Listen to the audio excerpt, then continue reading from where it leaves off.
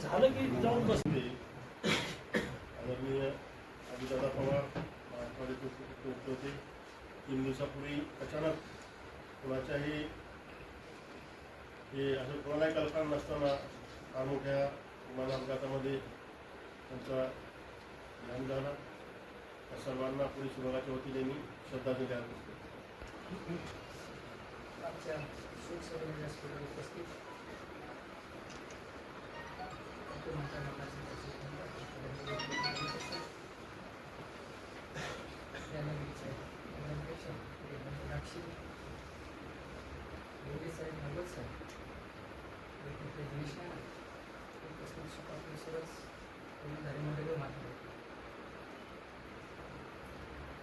खरोखरच महाराष्ट्राची खूप मोठी हानी झालेली दादाच्या झालेली.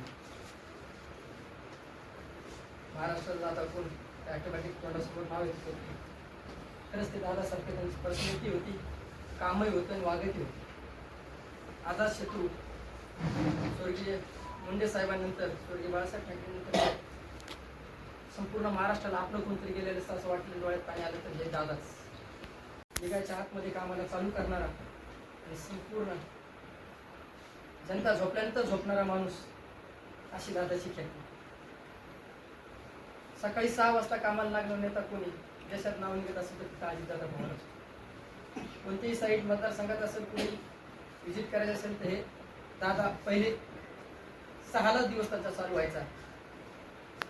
आणि जनता दरबार कसा असावा त्या अजितदादासारखा. आणि माझ्या आकाश कुटुंबाच्या वतीनं, राष्ट्रवादी काँग्रेस युवक काँग्रेसच्या पक्षाच्या वतीनं भावपूर्ण श्रद्धांजली अर्पण करून थांबतो. ओम शांती.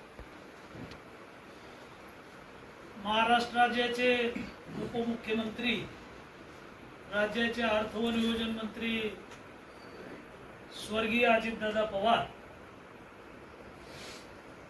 यांचं विमान अपघातामध्ये निधन झालेलं आहे. दुर्दैवी अंत झालेला आहे. आपल्याला कोणालाही वाटलं नसेल की आपल्याला त्यांना श्रद्धांजली व्हावा लागेल.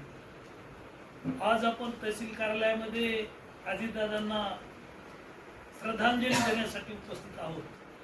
माननीय कपिल आकार, आपल्या नगराध्यक्षा प्रियांका राक्षे, DYSP श्री लेंगे साहेब, PI श्री भागवत, आमचे सर्व सन्माननीय नगरसेवक, वकील, डॉक्टर, सर्व पक्षाचे प्रमुख पदाधिकारी, कार्यकर्ता, बंधू भगिनी, आताच अगोदरच्या वक्त्यांनी अजितदादांच्या बाबतीत काही आठवणींना उजाळा दिलेला आहे.